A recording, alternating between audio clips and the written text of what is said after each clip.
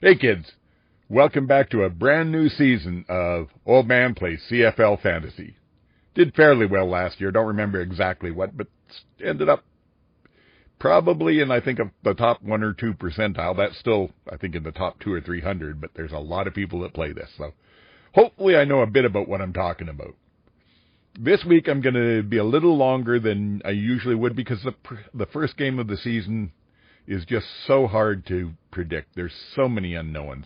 So I'm going to kind of give my thoughts around why I'm not picking players from certain teams and whatnot, rather than normally where I would just talk about who I think are the best bets that week. So let's get started. My thoughts at the quarterback position. Well, first of all, I'd look at Davis Alexander in Montreal. He looks like he could be a fantasy darling this year. It could be great, but the preseason wasn't solid for him, the little bit he was in, and until I see it, it's too big of a risk. They're playing Toronto, and Toronto's starting Arbuckle. I don't think I'm going there because if Toronto wins, I think it will be because their running game is going. And he may get a touchdown pass or two, but maybe one, and not a lot of yardage. And if the run doesn't work and they force him into the air against that Montreal defense, I'm seeing turnovers. I'm seeing picks, so I'm staying away there. Harris, he's got a good receiving core, so he might be a good start, but it's kind of hard to figure out who to team him up with at this point right now because anybody in Saskatchewan could step up. Plus, Ottawa's back end looked better in the preseason, so we'll have to see. I'm leery there. Brown, he's a possibility. They're playing Saskatchewan, and Sask plays that soft zone defense, so there could be a lot of yards, but I don't think there's going to be as much scoring as you might think. And the scary part is, two scary parts, is that's a ball-hawking defense in Sask, so you could lose points on interceptions, and their O-line isn't good. They're starting a brand-new tackle, and they've got Ruby at center, who I know he hasn't played there a lot. I don't know if he's played there before. So Brown could be on the run quite a bit. Going out to the West Coast, Rourke, will he bounce back? He may have a fantastic game, but it's a risk right now, because again, who's he throwing to? That line is suspect. I understand they may be starting 4 Americans, which might be good, but might not. They haven't played together a whole bunch. So I'm staying away there. And the same thing with Ford. He looks like he could be great, but it's a new offense, new offensive coordinator. I need to see it first. And that brings us to the last game of the weekend where I'm probably choosing from, because I think Adams is a good choice. That Hamilton D, I have not a lot of faith in any pass rush.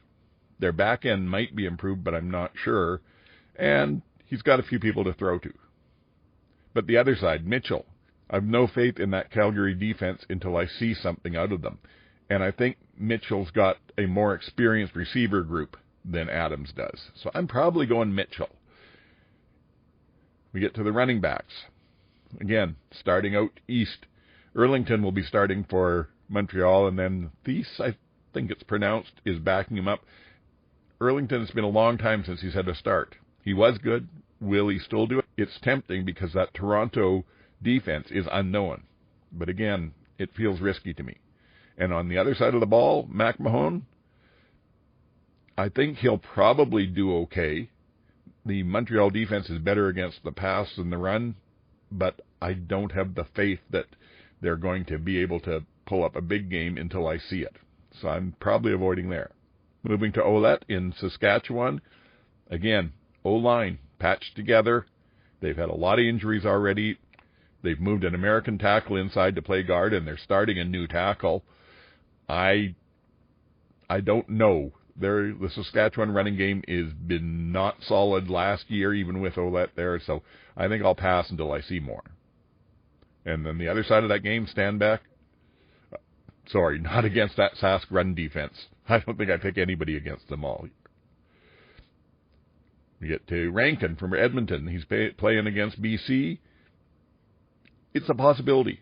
I don't have a lot of faith in their D-line. Linebackers are not bad, but we'll have to see. So he might consider him depending on the prices and what I have to do.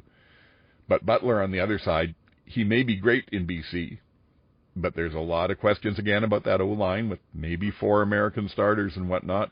And until I see that Edmonton defense isn't as scary as it could be with the new D-line and the linebackers they already had, I'm not going against them either. So then that again gets us to the other game, the one that'll be interesting, Calgary and Hamilton. And I think both running backs on either side are good picks there, Bell or Mills. That Hamilton front seven does not scare me at all, and Calgary's not a lot better. So I think there's where I'm going. When I get down into the receivers, well, BC, I'm not going with anybody because, again, I just don't know who would be good out there. There's Hatcher, and he might step up and whatnot, but I don't know what Nathan's going to do. Too much uncertainty for me there again. I may be playing it a little safe going into this first game, but I want to go with what gives me the best logic. Edmonton, on the other hand, probably not their top guys, but maybe one or two of the lower price options if I need to go that way. Ottawa, Pimpleton, I think could have a good game. He's fast, and that may hurt the Sask defense. And Hardy's been good all along. Lewis, I'm going to stay away from until I see what kind of chemistry he's got with Brown. Sask, well, I don't think there's any bad choices, but I don't know if there's any good choices because the ball may be spread around a whole lot, and if it's not, we don't know who's going to come up big with it. It could be Emilus, it could be Keyshawn Johnson, it could be KSB. And then they're also running Dell Bunkin-Busby out there and Dante Myers. And I don't think there's a weak side to that. Probably I'd avoid Dell Bunkin-Busby unless I really need something at a lower price. I'm guessing he will be. We haven't even looked at the prices yet. Going to Toronto, I'm not going to go with anyone because, again, they're going to be running, I think, mostly, and that Montreal D is so good against the pass. On the other side, with Montreal, it's kind of like Sask. No bad choices, but who's going to get the ball? Philpott's always a good option, and if you're taking Alexander as your starting QB, then you'd probably want to pair him with Philpott. But I don't know. And then in Calgary, well, Bagleton's always been good. Rhymes seems to have chemistry with BA. If you're going with BA as your QB, I would definitely go with Rhymes. Other than that, you may have to wait and see how it all goes. Hamilton, Lawler is a bit of an unknown, but him and Bo look like they had some chemistry in the preseason. I think I'd take a chance there, and I probably will if I go with Bo as my quarterback. But Bridges is also a solid choice. He's performed well last year. Hopefully he hasn't lost anything due to injury. And Keandre Smith, if you want to fit something in somewhere depending on price, he could be a good choice. And then defense. Well, I'd like to go with either Saskatchewan or Montreal just because of how they were turnover machines last year, especially Sask, but Montreal was good too. But likely it's going to come down to just what can I afford. So that's the mindset that I'm going into this week with. So let's fire up Game Zone Fantasy on the computer here and see what we come up with. So let's get started here.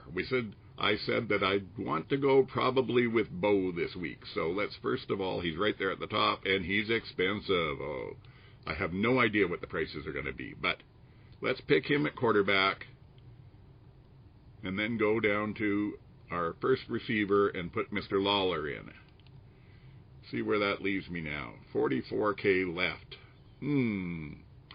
That's a bit up there. Okay, so running backs. Oh, we were talking about going with Bell here.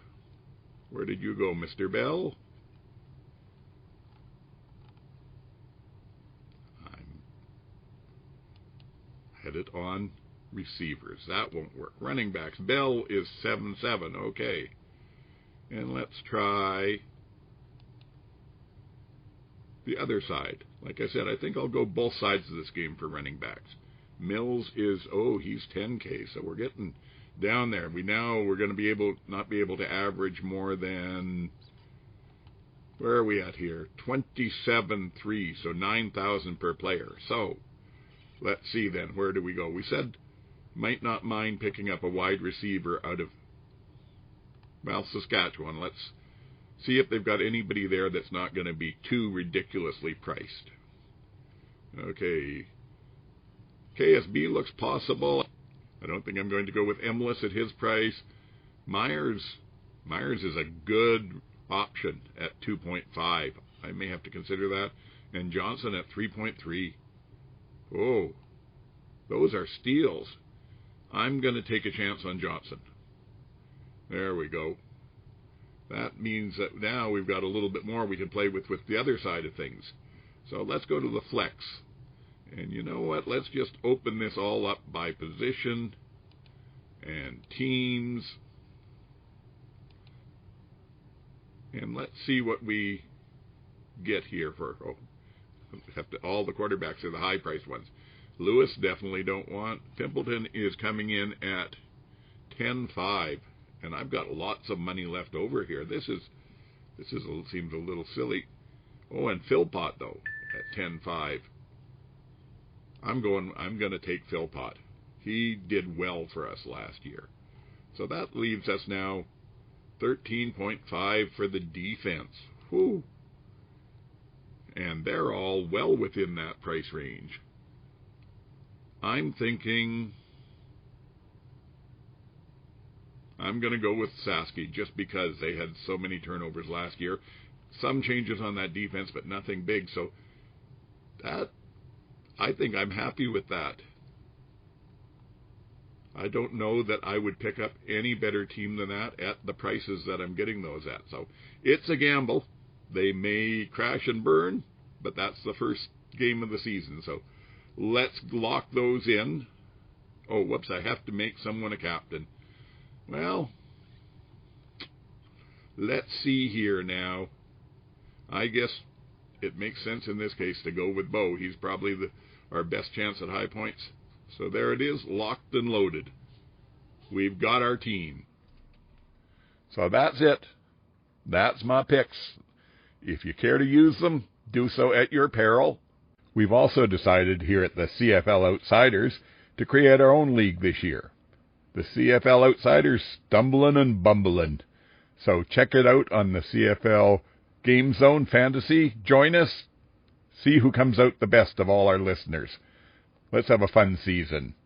The CFL is back, baby. Good luck with your fantasy this week. Remember to subscribe. Leave some comments. We'd love that. And please share this out on any social medias you've got and to your real-life friends. We're really trying to grow the channel this year. Got a great team over with the flagship show, the CFL Outsiders. If you haven't tuned into that yet this year, you definitely want to. Got a couple of rogues, cohorts, partners in crime, GT and MJ. We're having great fun talking about the CFL. And that usually drops Wednesdays around 4-ish. So look for that. Look for me here every Thursday once the depth charts come out. And we'll try and help you enjoy your CFL season. That's about all, I guess. So until next week, get the hell off my lawn.